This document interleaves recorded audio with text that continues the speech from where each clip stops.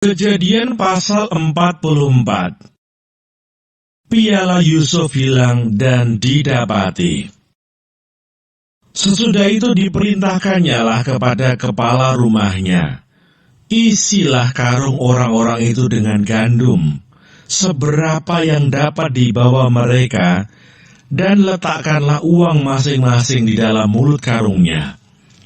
Dan pialaku, piala perak itu, taruhlah di dalam mulut karung anak yang bungsu, serta uang pembayar gandumnya juga. Maka diperbuatnyalah seperti yang dikatakan Yusuf. Ketika paginya hari terang tanah, orang melepas mereka beserta keledai mereka. Tetapi baru saja mereka keluar dari kota itu, belum lagi jauh jaraknya, berkatalah Yusuf kepada kepala rumahnya, "Bersiaplah, kejarlah orang-orang itu, dan apabila engkau sampai kepada mereka, katakanlah kepada mereka, mengapa kamu membalas yang baik dengan yang jahat? Bukankah ini piala yang dipakai tuanku untuk minum, dan yang biasa dipakainya untuk menelaah? Kamu berbuat jahat dengan melakukan yang demikian." Ketika sampai kepada mereka, diberitakannyalah kepada mereka perkataan Yusuf itu. Jawab mereka kepadanya, "Mengapa tuanku mengatakan perkataan yang demikian? Jauhlah daripada hamba-hambamu ini untuk berbuat begitu. Bukankah uang yang kami dapati di dalam mulut karung kami telah kami bawa kembali kepadamu dari tanah Kanaan? Masakan kami mencuri emas atau perak dari rumah tuanmu? Pada siapa dari hamba-hambamu ini kedapatan piala itu, biarlah ia mati. Juga kami ini akan menjadi budak tuanku." Sesudah itu berkatalah ia, "Ya, usulmu itu baik. Tetapi pada siapa kedapatan piala itu, hanya dialah yang akan menjadi budakku, dan kamu yang lain itu akan bebas dari salah." Lalu segeralah mereka masing-masing menurunkan karungnya ke tanah, dan masing-masing membuka karungnya. Dan kepala rumah itu memeriksanya dengan teliti. Ia mulai dengan yang sulung sampai kepada yang bungsu. Maka kedapatanlah piala itu dalam karung Benyamin. Lalu mereka mengoyakkan jubahnya, dan masing-masing memuati keledainya, dan mereka kembali ke kota. Ketika Yehuda dan saudara-saudaranya sampai ke dalam rumah Yusuf, Yusuf masih ada di situ. Sujudlah mereka sampai ke tanah di depannya. Berkatalah Yusuf kepada mereka, "Perbuatan apakah yang kamu lakukan ini? Tidakkah kamu tahu bahwa seorang yang seperti aku ini pasti dapat menelaah?" Sesudah itu berkatalah Yehuda, "Apakah yang akan kami katakan kepada tuanku? Apakah yang akan kami jawab?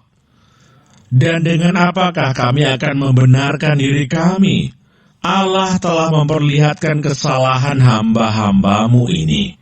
Maka kami ini budak tuankulah kami, baik kami maupun orang pada siapa kedapatan piala itu."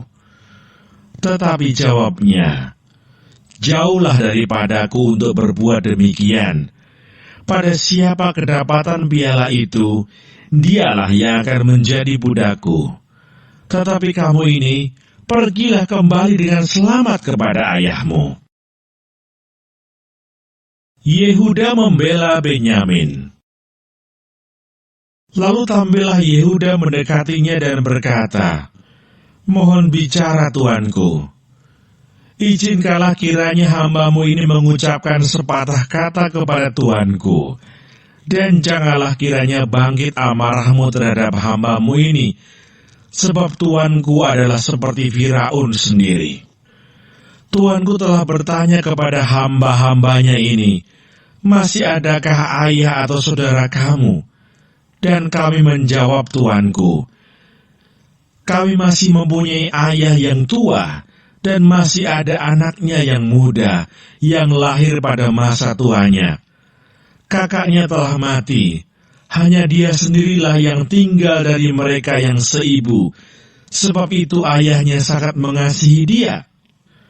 Lalu tuanku berkata kepada hamba-hambamu ini, bawalah dia kemari kepadaku, supaya mataku memandang dia. Tetapi jawab kami kepada tuanku, anak itu tidak dapat meninggalkan ayahnya, sebab jika ia meninggalkan ayahnya, tentulah ayah ini mati. Kemudian tuanku berkata kepada hamba-hambamu ini, jika adikmu yang bungsu itu tidak datang kemari bersama-sama dengan kamu, kamu tidak boleh melihat mukaku lagi. Setelah kami kembali kepada hambamu, ayahku, maka kami memberitahukan kepadanya perkataan tuanku itu. Kemudian ayah kami berkata, kembalilah kamu membeli sedikit bahan makanan bagi kita. Tetapi jawab kami tidak dapat pergi ke sana. Jika adik kami yang bungsu bersama-sama dengan kami, barulah kami akan pergi ke sana.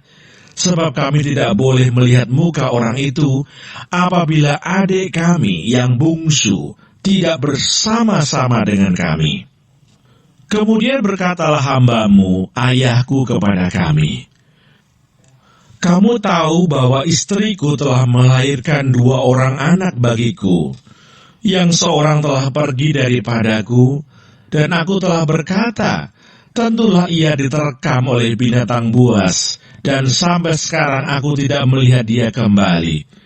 Jika anak ini kamu ambil pula daripadaku, dan ia ditimpa kecelakaan, maka tentulah kamu akan menyebabkan aku yang ubanan ini turun ke dunia orang mati karena nasib celaka.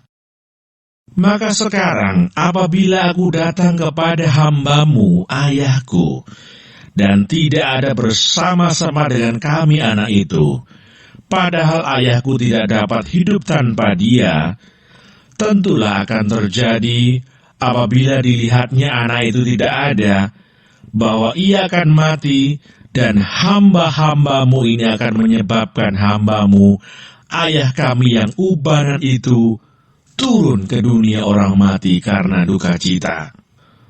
Tetapi hambamu ini telah menanggung anak itu terhadap ayahku dengan perkataan, jika aku tidak membawanya kembali kepada Bapa, maka akulah yang berdosa kepada Bapa untuk selama-lamanya.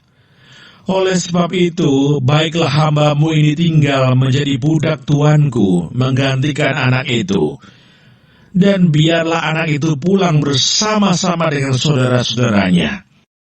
Sebab masakan aku pulang kepada ayahku, apabila anak itu tidak bersama-sama dengan aku? Aku tidak akan sanggup melihat nasib celaka yang akan menimpa ayahku.